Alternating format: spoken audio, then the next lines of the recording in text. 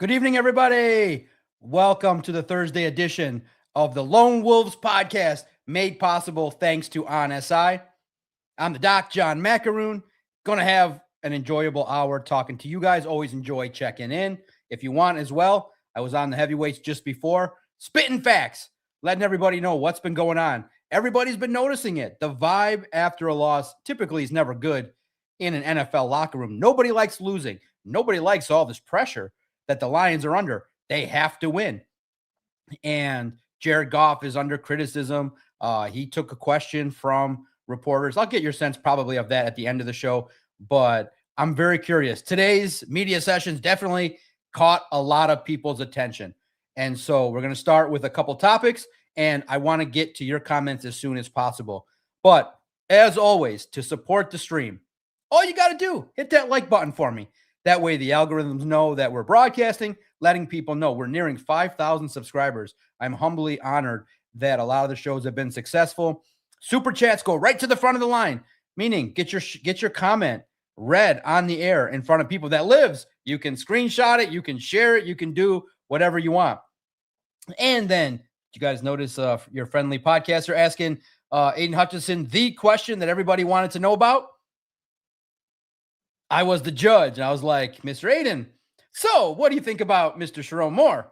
And he had to give the no comment. But the only reason why he gets asked that is because Jim Harbaugh talked about Sharon Moore. So it was a subject that needed to be approached. I apologize for any Michigan fans that felt like that was an out-of-pocket question, but I could not look myself in the mirror or look all of you 125 people in here early in the face directly if the questions that need to be asked don't get asked.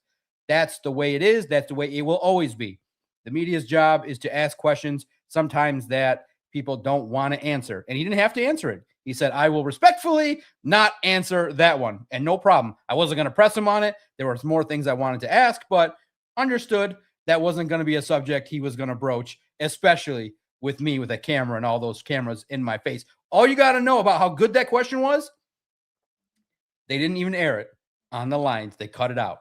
I don't know how I feel about that on both sides. I'm diplomatic. I understand that's not something they want to have flooded in their comments, but it was a question asked. It was legitimate, and I don't feel like censorship is the way to go. I don't think it's that out of pocket, especially when Jim Harbaugh spoke openly about it, called it a tragedy. That's one side. Listen, if you didn't want to answer it, I don't feel like it was something so egregious when he gives a no comment to omit it from your stream. That's what we call something I'm not a big fan of. It's an open thing. It was taped, so I'm not a fan of it, but that's why I'm there. Over 200,000 people have looked at it, so it was very, very relevant. What was your guys' reaction today? I feel like Kelvin Sheppard could be an accountant. He could be my accountant. I love Kelvin Sheppard. First of all, let's put it in context, okay, so that this doesn't get out of hand in the manner in which we discuss this. First of all, he has said you're not supposed to kind of do this, but he was asked directly, like, your run defense took a big step backwards against the Rams. Clearly, they were averaging 5 to 6 yards every first down.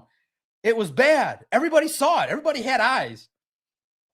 And Kelvin Sheppard chose to do a little PR spin, but it got him in trouble because fans want accountability. Dan Campbell has preached accountability. And when he's done it now for the third time, where he goes, well, yeah, if you take out the 30-yard run and the 20-yard run and the big explosive run at the end for 25 yards, if you take out the big runs, our numbers are pretty good. And everybody in the media room's like, Calvin, you can't do that. They happen. They happened in front of the eyes of the world. Like, everybody can go back now and click on the all 22 and see that you got gashed. It was the worst run efficiency game in the history of Dan Campbell's era with the Detroit Lions. So everybody's like, Calvin, you can't do that. You cannot speak in that manner to say, I don't think teams have run the football down our throat. It happened. It happened this last game. The Rams rammed the football down your throat.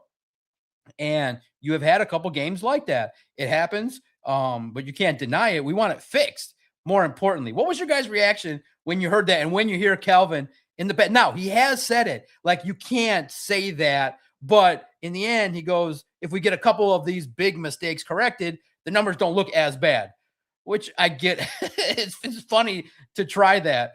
well, guys, if I was 8 feet tall and, was, more athletic, I'd be in the NBA.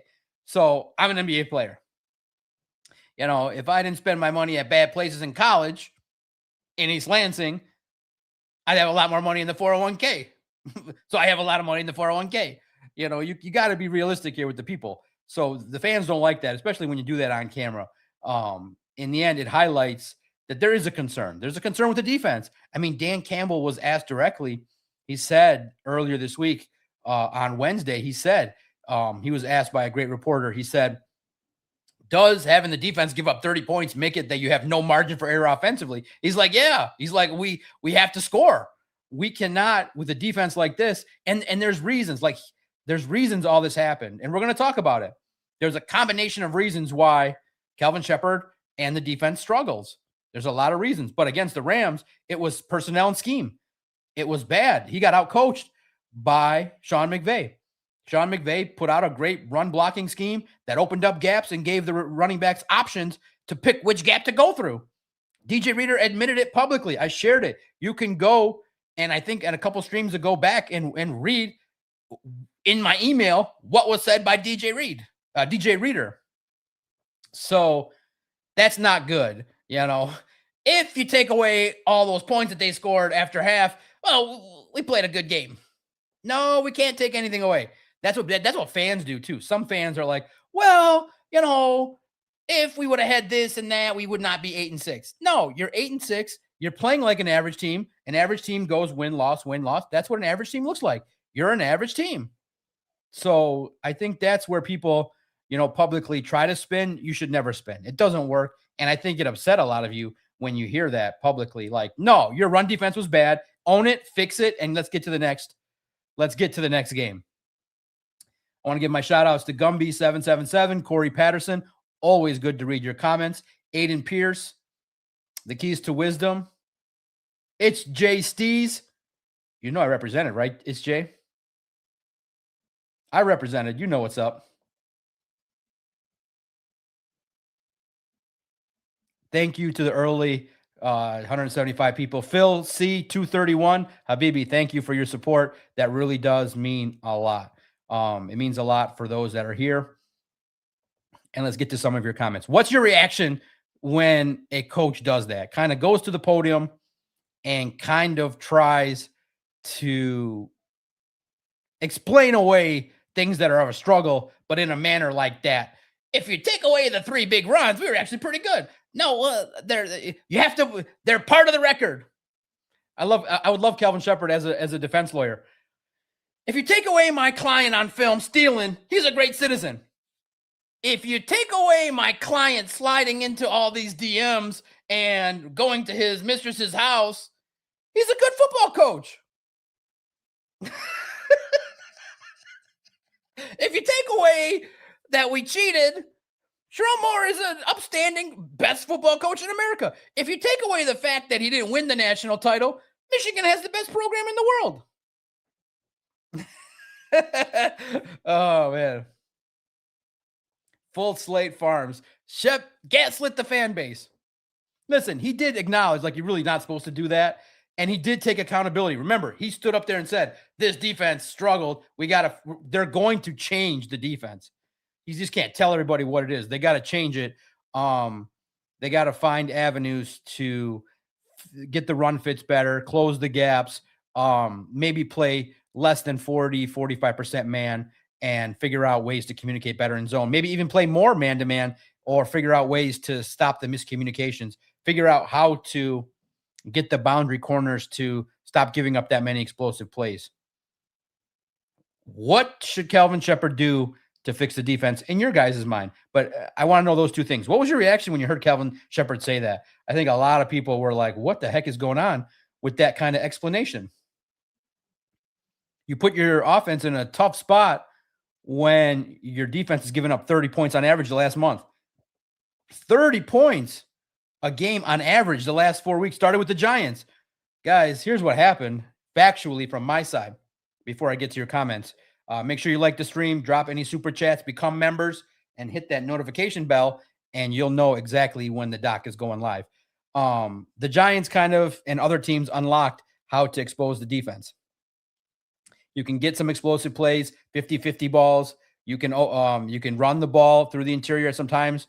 You can have opportunities to bully the Lions' defensive line and create some gaps.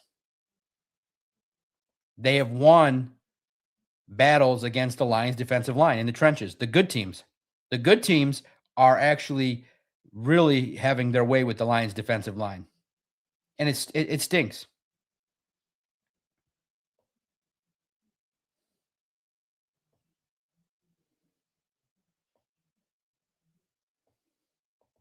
Corey Patterson. They all need to be criticized at one point or another, the whole team. Absolutely. I think that, the defense has to step it up. It would help if the defense were to get turnovers, makes a critical stop when you need to. When the Lions were going through it in the second half offensively, the defense fell apart. It was like the offense played great and the defense was slow to pick up against the Rams. And then the second half, it was the offense completely fell off in the third quarter and the defense had no answers. They didn't pick up the Lions offense in any way. What was your reaction when you saw it? I don't think he's on the hot seat, but this is what the concern was. Full Slate Farms is, as you say, hot seat Shep. Full Slate Farms 1680. I don't think he's in the hot seat. He's just learning on the job as well. How to adapt on the fly, figure out how to put pieces in place that are going to have a chance when you don't have the weapons. Unfortunately, excuses, it's not an excuse, but you lost Terry and Arnold, Brian Branch, Kirby Joseph. That's a lot. That's a lot. And I do think Brad Holmes might be to blame. I think the argument might be fair to start discussing. Was it wrong to potentially let Carlton Davis walk out the door? So what's your reaction? I want to get your thoughts on the defense, and can they correct it? Do you think that DK Metcalf is going to go off? Do any of you guys have DK Metcalf or Freiermuth or anybody or Aaron Rodgers affiliated? I got the question last night on Crunch Time. Should someone play Jaylen Warren? I said, yeah.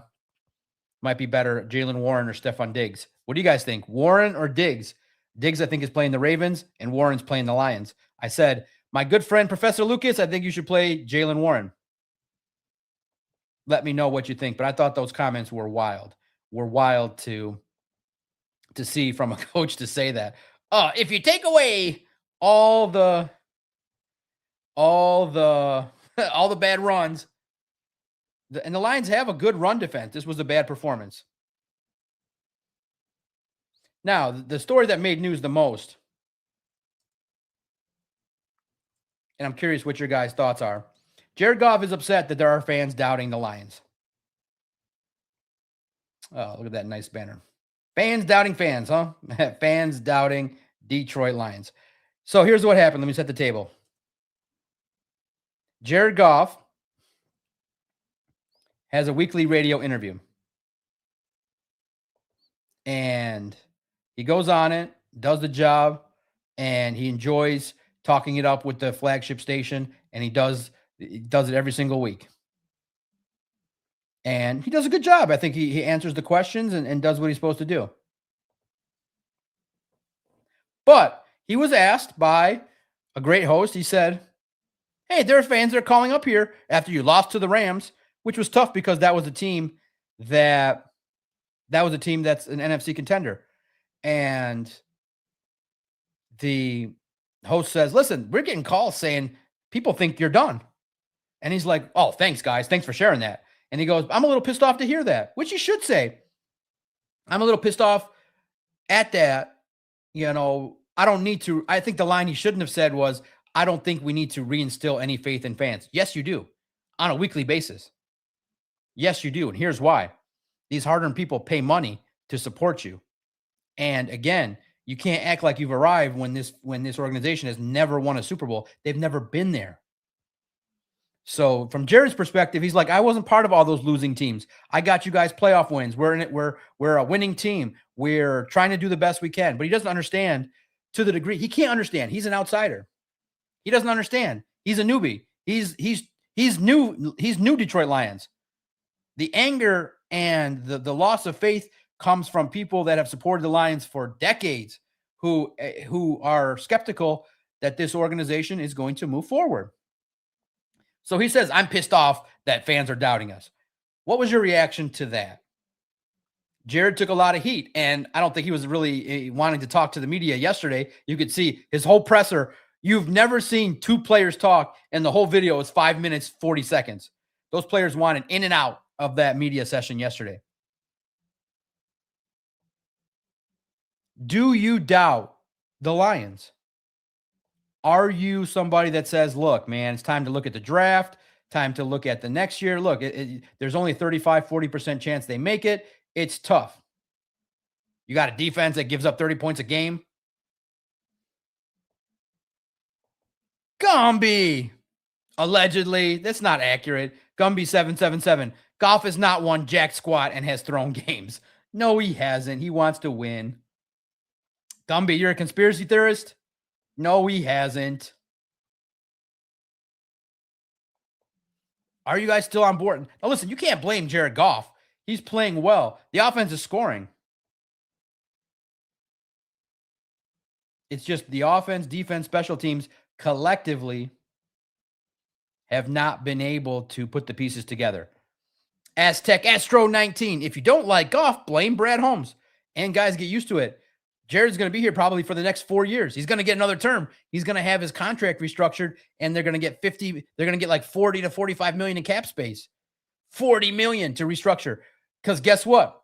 You guys can fact check me freely, but it has come to my attention that Jared Goff's cap hit next year is a whopping $69 million.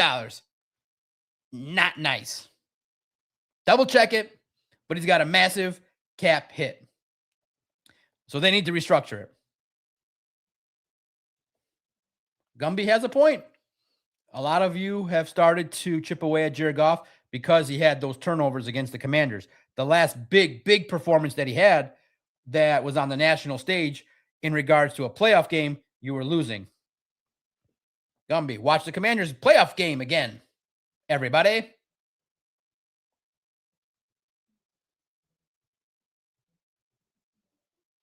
It's not all Jared Goff's fault. The defense, the offense has been pretty much good, except they went cold at the wrong time. Corey Patterson gets in. We're the only franchise that would celebrate that winning seasons don't mean shit. You play the game to win Super Bowls, not games. I love it. You play the game to win Super Bowls. Never change, Corey. You're on the winning track. You play to win. Just go listen to, if you just listen to the first hour and 15 minutes of John Cena talking to Cody Rhodes. Beautiful interview. What is John Cena saying? He's like, he measured part of his success, how much money he made the company.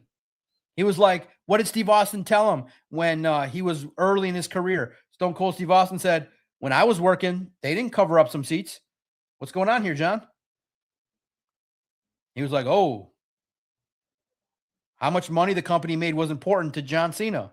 Winning, big time. And a corporation, how you are as a draw is relative to how much money you make the company. The more money you make the company, the better you're standing, the more money goes in your pocket. The more Super Bowls the Lions get, the less people will jump off the bandwagon. My God, people don't understand the Lions' history. Win the damn Super Bowl. That's all people care about. And when you're 8-6 and need 65% chance to get in and you need help, and knock on wood, go Seattle, go. Or actually, this game, I think because the Rams are already in set, you need Seattle to lose. So go Rams, go. You need to catch some of these teams.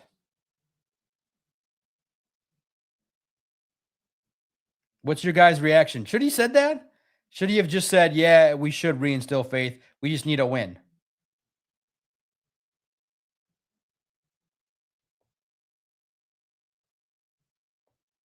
And I agree with some of you guys in the chat's comments. Who would you want to go? Who would you want next? And I think the comment that I think Brad Holmes threw out there that was pretty good, or was it Dan Campbell? One of them said, you could easily get worse at this position. I think it was Brad Holmes. You could easily get worse at quarterback if you want to change. It's a tough position.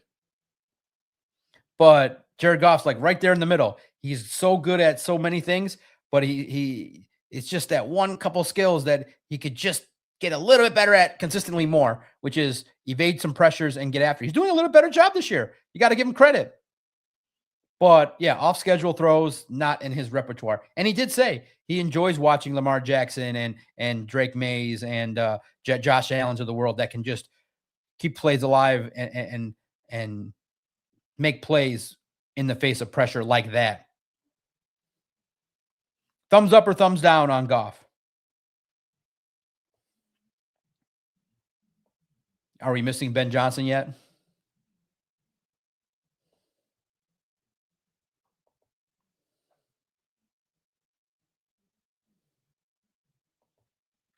Aztec Astro, I'm not seeing one comment blaming Brad Holmes. That's crazy.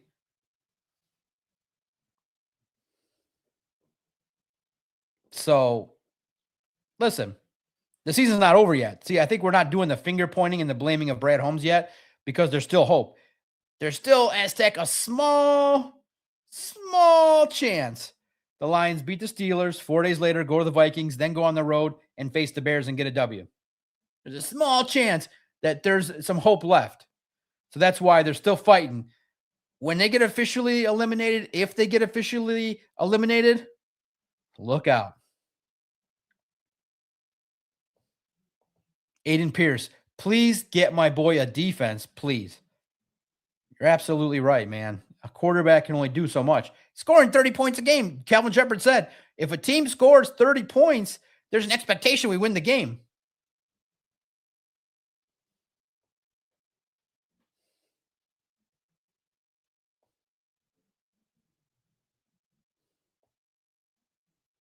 I like this. That's what I love about Goff. Very polarizing. Gumby's like, quit sucking off Goff, please, everybody. Corey's like, blame the cheerleaders, everybody, but Goff. I love it. I love the idea that there's, the quarterback spot and what he says on the radio is very impactful. I don't think he should have said, in my humble opinion, I don't think he should have said that he was pissed off that he heard that fans are doubting. That's what fans do.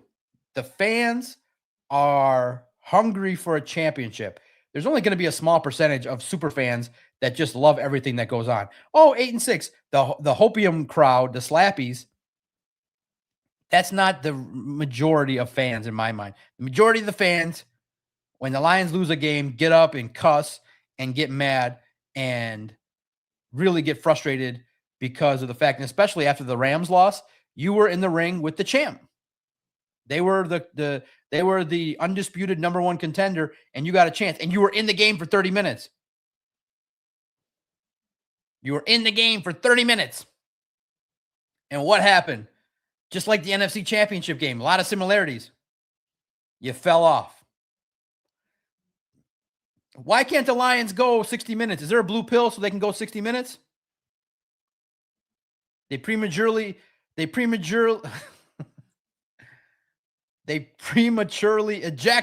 from the game in the biggest moments. We need them to go the full 60. Is there a blue pill? Anything out there that can let these Lions go for 60 minutes or more?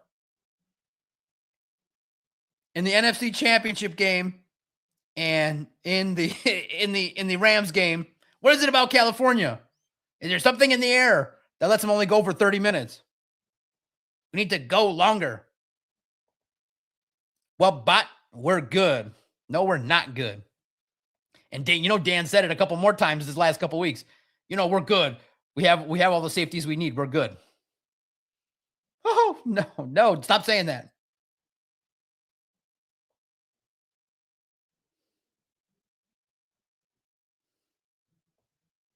Dr. Detroit, 1-1. Good to see you up in here on this Thursday. Got a good 300 people in here. Hit the like button for me. I agree, Doc. Too many slappies. I was never a Goff fan, but he proved me way wrong. I'm here for that. Yeah, he can do the job. He can be the starter. But the problem comes in when everything around him collapses. It's hard to sell the notion that you need everything perfect for him to win. The defensive line's not perfect. The offensive line's not perfect. You only got 2 receivers. You need 3. Tesla's out there. I see his body out there, but Jared Goff don't throw him the ball. Sam Laporta's not there.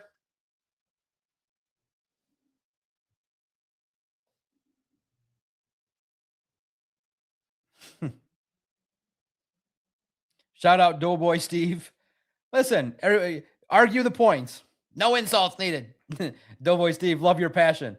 Gumby, love your passion. You guys going at it. Doughboy Steve, shout out to you. Oh, I got to find a way to tell you. Something cool happened today in the media room, but it's not for public consumption.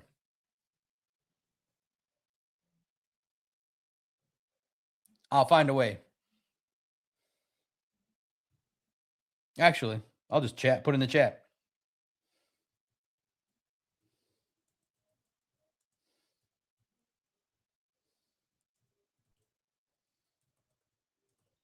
Shout out to the special teams coordinator.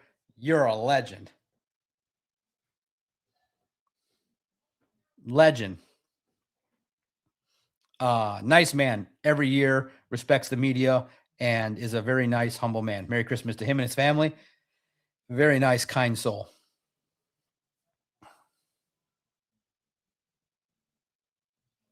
For real. For real. For real.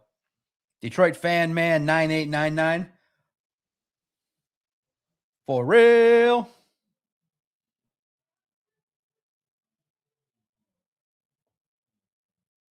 Ooh, I like that. Reversion to the mean 6129. What kind of slappy were you, and what moment in time did your slappiness change? That's a good comment too on the side. When did your slappiness change? I can tell you when the seed was planted. And I'll tell you when my slappiness was ejected fully.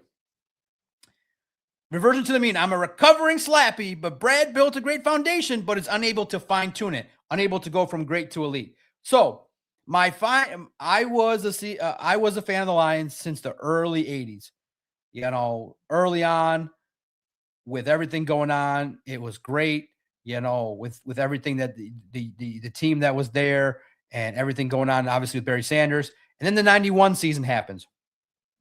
And the 91 season, if you guys remember, old enough to remember, and I'll tell you now, I was about 12 years old, and it built the city to a frenzy. Built it up. You're playing Washington. You had beaten Dallas. The Dallas playoff game was a beatdown. You beat down, and that's the famous John Madden game. The 2 teams of the 90s we're watching here, folks. And look at these Lions whooping the ass of the Cowboys. Look at the Lions scoring a touchdown, scoring. We whooped the ass of the Cowboys, and there was maybe hope that they won. They got to the NFC Championship game. So that was the one game my dad watched. He's like, what's all this? He was a worker. He was not into sports. He's just like, this is a waste of time. It was like the movie scene. He's like, is Wayne Fontes going to pay our bills, bro? What's all this adulation about players? He was old school.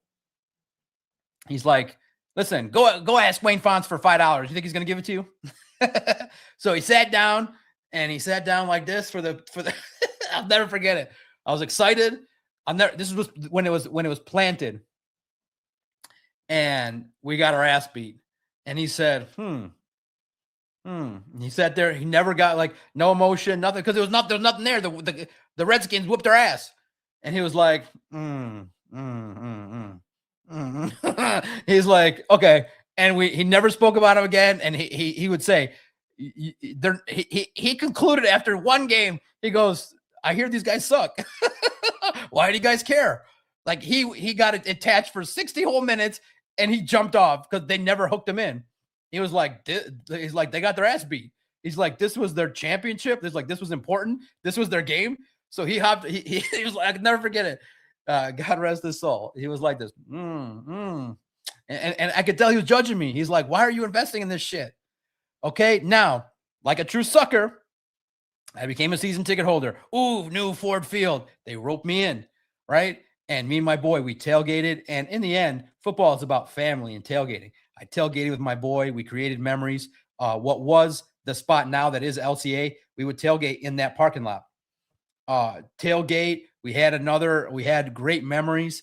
We tailgated in the cold. We laid down charcoal. We were freezing our ass off, but we'd cook. We'd shoot the breeze, catch up on our week, and then we'd watch the Lions in 2002 get their ass beat. So I think we were 1 year where the stadium was open without us, and then I came in. Affordable tickets, $400 for the whole year. 18th row in the end zone. And in 2002, they got their ass beat. Oh my God. 2003, got their ass beat. 2004, I took my brother-in-law to a Monday night game against the Rams, and Steve Mariucci couldn't have the team line up properly. It was horrendous. It was the worst Monday. It was like a 50-10 game. And this was the time when the third preseason game was the quote unquote dress rehearsal.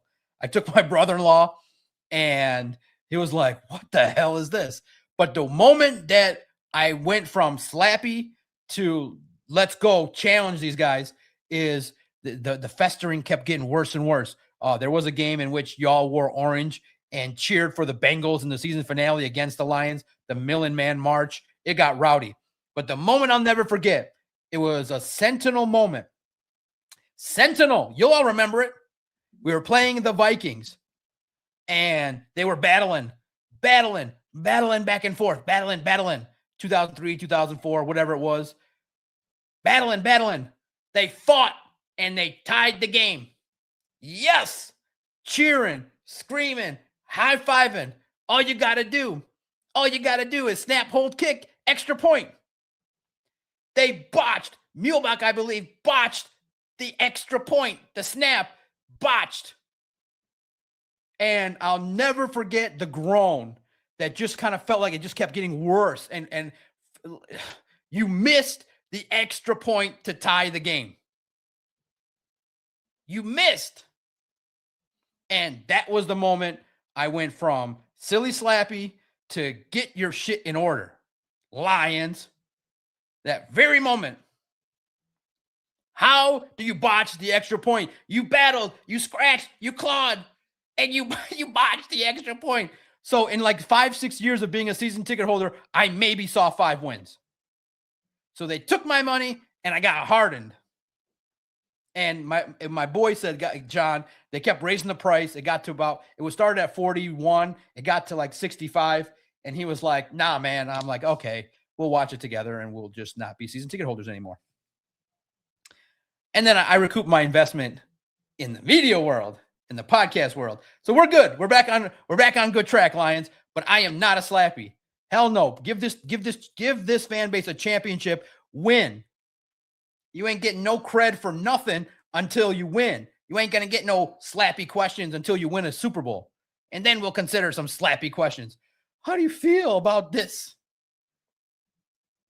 What does it mean to have Jahmyr Gibbs, Dan? What does it mean to have Amon-Ra? You'll be like, oh, Doc became a slappy. He came right back. What was your moment, guys? What was your moment, reversion to the mean? What moment took away your slappiness? Everybody has one because only crazy people are just universally slappy, about the Lions.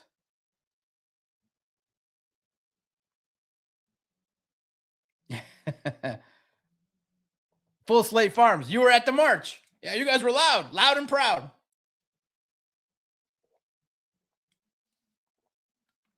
I was scared.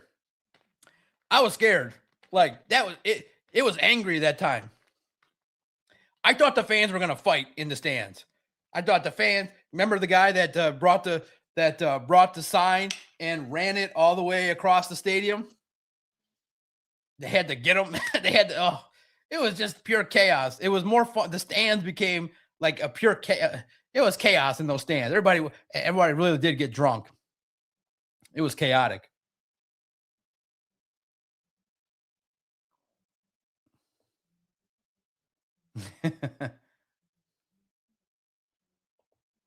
Crazy clown. I'm not in any position in life to turn negative, even if I wanted to.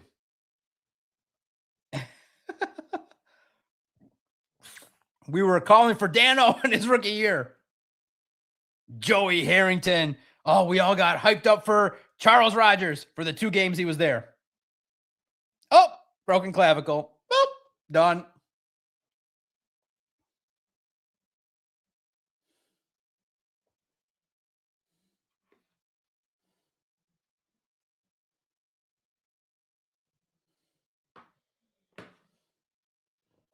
Brad Bartlett. What are you guys worried about?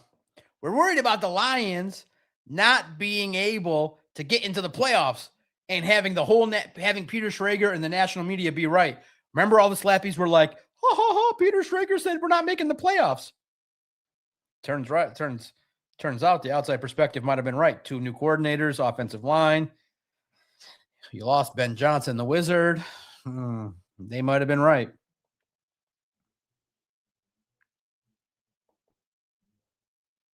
Crazy Clown. Sports Fandom 101. Wrong. This week, there were 8 good weeks of positivity and 6 bad ones. The difference was last week there was 15. It was like a wave of there was no negativity last year other than the injuries, but they kept winning.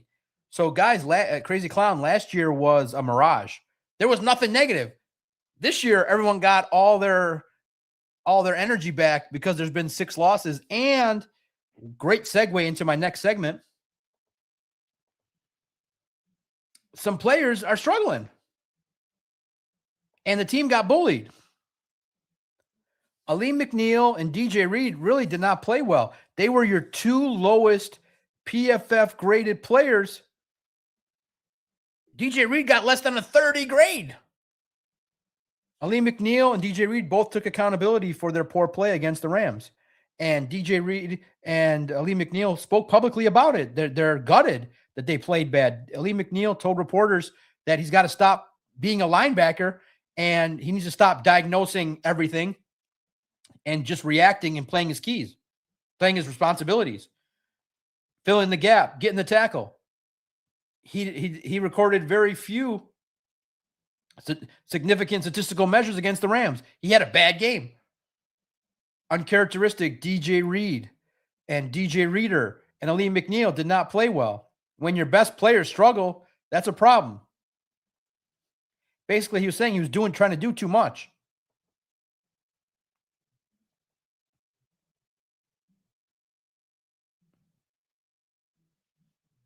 And when your best players don't shine, that's a problem.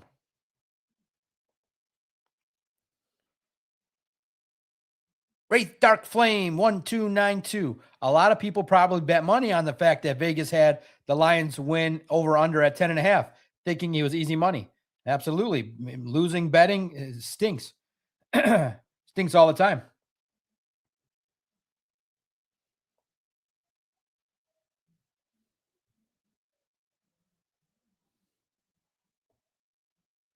The keys to wisdom. Charles Rogers broke my heart. I was so happy with that pick. You had Matt Millen, who fell in love with receivers. Roy Williams, excuse me. Roy Williams, Mike Williams. The Lions. Effing Lions. You got a guy. But I wanted him. I thought that Matt Millen understood as a Super Bowl participant, a winner. I thought that was a good situation. Turned out to be a disaster. Gumby saw it, right? Goff's salary really sucks. $70 million cap hit next year. What the fudge? Yeah. That's why they got to restructure it. It will not stand. Yeah, it will not. Guys, that's why it's harder, Gumby. All these cap accelerators, Sewell, St. Brown, all those that started later start to kick in. The money window is shrinking. Yeah, you need some more cash. You need some more cashola. Might have to part ways and trade Montgomery. Might have to let go of Laporta. Might have to let go of some people. Can't pay everybody. Shout out to Xavier DT, my man. Shout out to you. Smash the like button. Xavier knows they're going to restructure him and kick it down the road. Yep, he's going to be here for the next 4 years. My goodness. Dan's going to be like, I feel like it's coming, right, Xavier? Dan, I know he's been looking a little down lately. I know you guys are noticing his aura is kind of his energy's changed. He's going to be like Jared Goff. That's my quarterback. He ain't leaving. He leaves, I leave. We're like, okay, Dan, you gotta pull back, Dan, pull back. You're too far in. I like Goff, but I have the doubt that I don't know if he can get over the hump and win a Super Bowl. That's my quarterback. That's my quarterback. Yeah, Corey, great analysis. That's a Super Bowl caliber contract, right? $50 million. $50 million. So you're going to, exactly for $50 million, the fans can say whatever they want about you. When they ask you, hey, Jared, there's some fans doubting. Listen, it's our job to win as many games as humanly possible. That should have been automatic layup. With how he talks to the media like a robot, it should have been automatic. Boom. Oh man, no. With how we've played, we got to give the fans, we got to get them back on our side, and it starts with the Steelers, and we'll get that done. It'll be fun. You need to remove the pissed off from your lingo. Can't be pissed. The fans, he should be like, I need to listen. He should have joked around. He should be like, I need to listen to your guys' station more. Hear all these pissed off callers. Special Jared Goff story. I shared it on Woodward, but I'll share it with you guys. It was great. I almost said something back to him, but I let him have the last word. I had to bite my tongue. I bit my tongue. So the whole media was interviewing Amik Robertson. One lonely media member walks over. They say, hey, Jared Goff's talking to the media. And everybody's still talking to Amik. They don't want to be rude. Amik's entertaining. One lonely member goes to see Goff. That's me. So he's sitting there waiting. And he's like, it typically never happens. Typically it's Jared's there and 50 media members show up. Nope, it's just me. Just me and all the Lions camera people. And he's sitting there waiting. He's like, what's going on?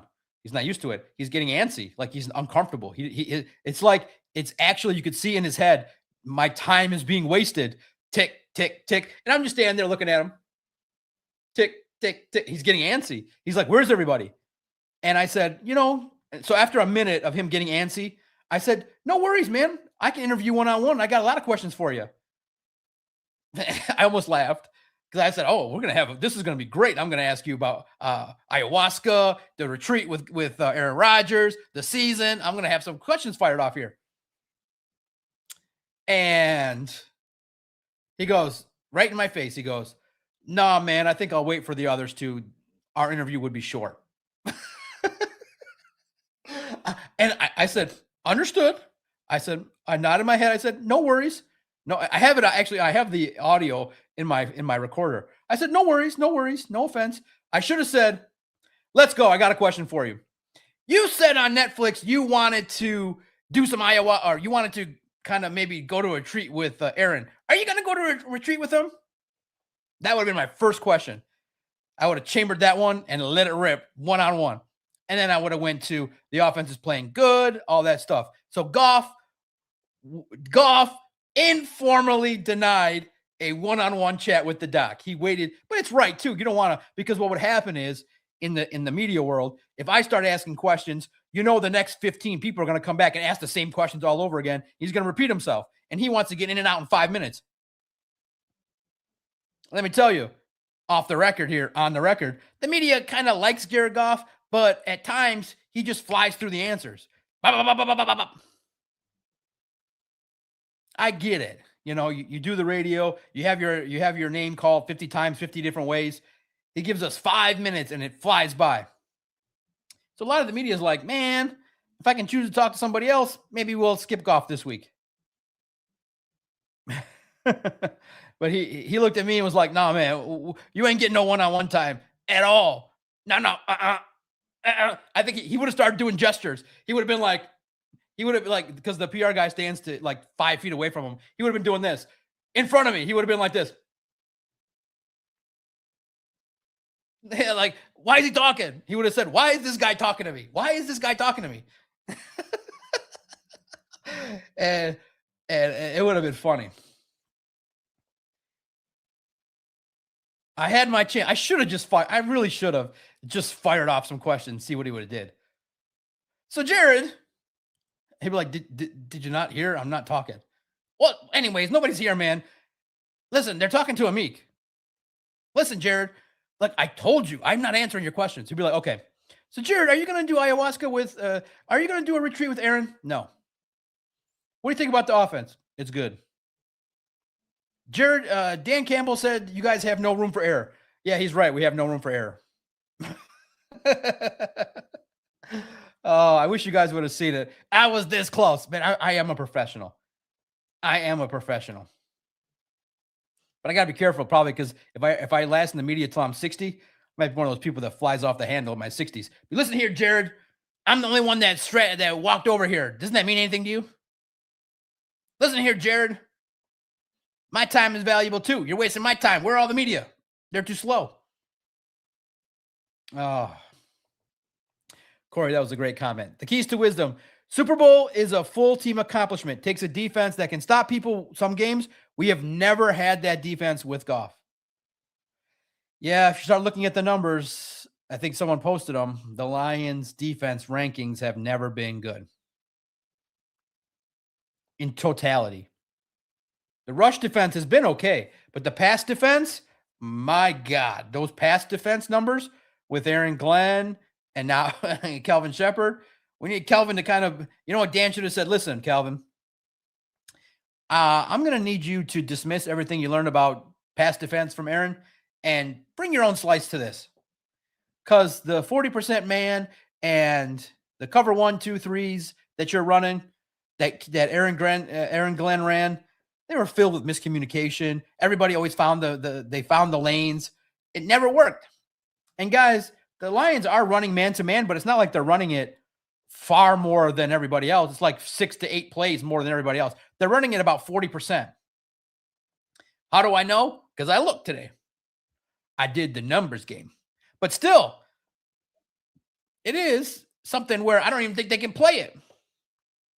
But they can't play zone either. That's the problem. They got beat in coverage in every facet. Zone, cover 1, cover 3.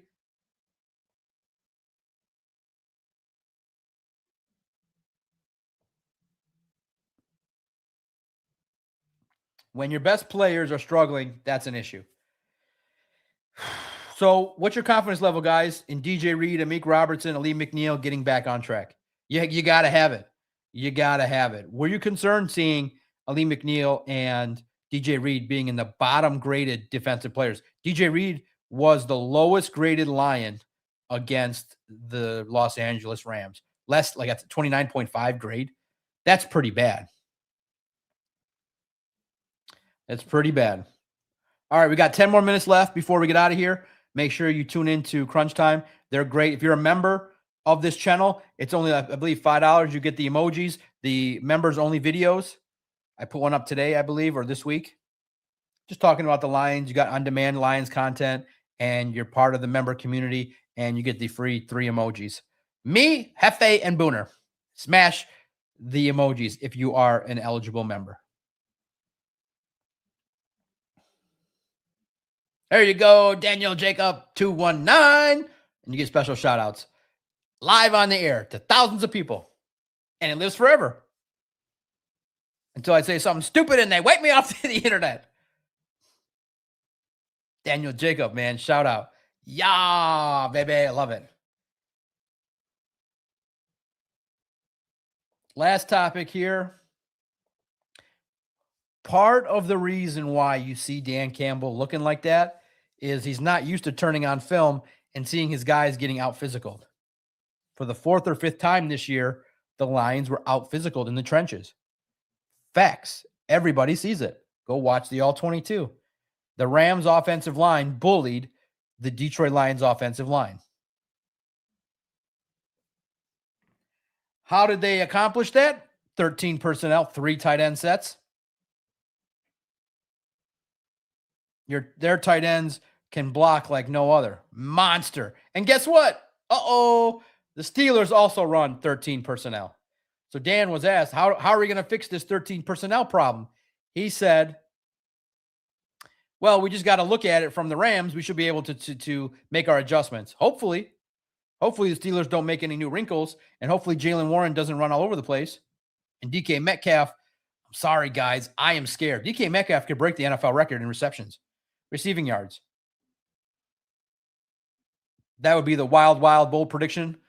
DK Metcalf is almost wingspan-wise a foot taller than our defensive backs. Almost a foot taller. Now, I think you're getting a break, no TJ Watt, so that helps. He's 6'4". Oh my goodness. That's going to be a problem. Xavier, I love it. You got to put that. Listen, just take all the flags. Yeah, exactly. Put Tesla on Metcalf.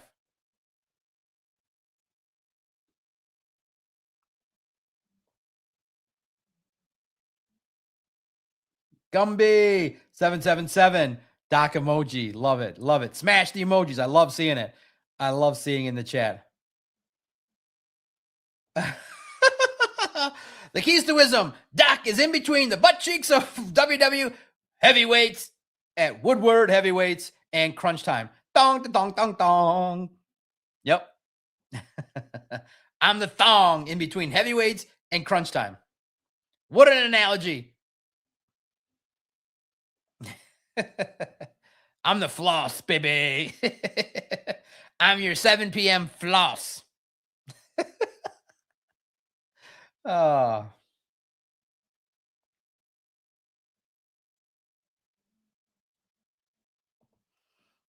salty. Morton Salt. What a perfectly represented photo. Lovely. Shout out to you. I'm salty. 9761. Welcome to the chat. Hope to see a lot more of you. Rodgers just has to get it close to his receivers, and they have a chance to moss us.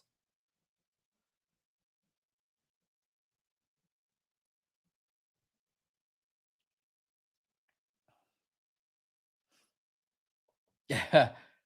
Jeff Lamming, how much do we have to pay the refs to get a pass interference call? Right?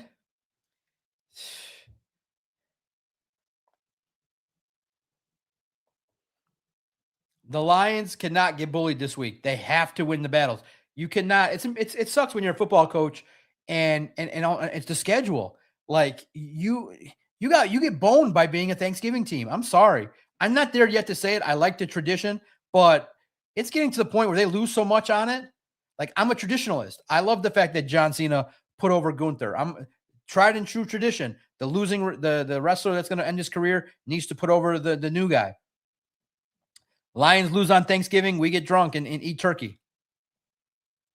But realistically, guys, it costs you physicality, practices, injuries. It costs you. Meaning that maybe the guys are not hurt now, but they're nicked up. That might contribute to an injury this week or the next 3. Guys, you got to win theoretically. Here we go. Here we go, Lions. They got to win, theoretically, 7 games in a row to win this Super Bowl. 7. My God. 3 regular season. Super wild card, divisional, NFC Championship, Super Bowl. Let's go. Let's start here. 7 from heaven. We're just going to do a quick one-time football gods. If you're out there, I've been podcasting this might be my 4,000th episode. I've been doing it since 2003, my 12th year. This could be the lucky 13th year podcasting. If you can find it in your heart to let this thing turn around, yes, I complain a lot, but because we want the Lions to win. If you can figure out these 7 wins, however you may get them, let this be the day that the football gods bestow the Lions some luck, some health, some football karma. Beat the Steelers, beat the Vikings and the cheater J.J. McCarthy, beat the bum and Ben Johnson, and start your run of the playoffs. Football gods, please listen. One time. I promise Sharon Moore will stop sliding into the DMs of all the ladies in the world, all the female reporters in the world. They will not be bothered by Sharon Moore anymore, and Mel Tucker will turn off his phone. All the coaches in the world sliding into the DMs will stop. The Ohio coach will not sleep with his assistant anymore, allegedly. All that will stop. Promise. Let the Lions win. Kwame will give all the money back. Promise. Allegedly.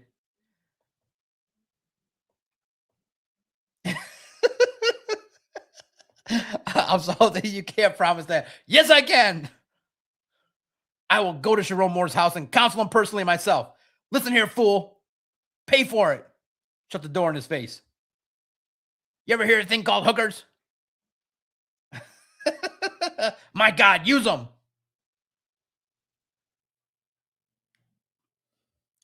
You are prescribed.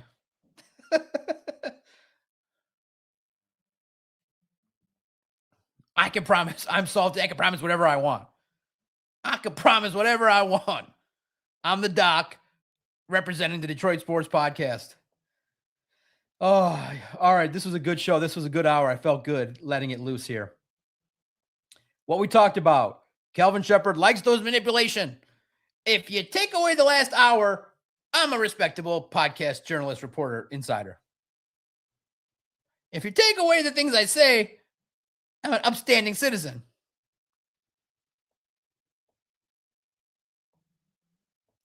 Do you think Jared Goff was wrong in his radio comments? Pissed off. You should sympathize. We're going to doubt you no matter what. The loudest of the loud voices in Detroit, the loudest of the loud voices have high standards, elite standards. Win a Super Bowl, doubt will be gone. That's it. That's the elixir. Nothing else. No season, no regular season win moves the needle of the real fan. You can get this, you can fight for the slappies, but the real fans, the ones that know you and support you, they want the ring. The Lions' best players, are they going to turn it around? Are you confident in DJ Reed and Meek Robertson? Do the Lions need to overhaul in the secondary again? Arnold, Reed, Rakestraw, Robertson. Wait a minute here. Reed, Rakestraw, Robertson. Gotta figure that out. And what do you think about the Steelers game? Heaven forbid. Aaron Rodgers ain't coming to our crib and winning, is he? He ain't doing no discount double thing in our crib, is he? Right? Please don't let us see that. Thank you. Want to give a shout out to Dr. Detroit, Xavier, I'm Salty, Jeff Lammy, Aiden Pierce, Aztec Astro, SW Lions. Love seeing you. 3 Thursday games in 30 days for the Lions. Sheesh. Thank you, guys. Thank you for smashing the emojis, being members, smash the like button. It truly means a lot to fire up a podcast. Just check in with you guys for an hour a couple of times. I think the next time I check in with you, breaking news. My stream has caught some attention. Tomorrow at 7 o'clock on Fox 2's stream. Go to Fox 2's X. I am going to be featured in studio on television on their digital platform stream, which you can zoom in. Let's do it. All of you, go to Fox 2's X. You all can talk to me on Zoom. Get in there and get yourself shown on TV. They got a big TV. Fox 2's Sports Office airs every night at 7 with Dan Miller hosting sometimes, Jennifer Hammond, Woody Woodruff.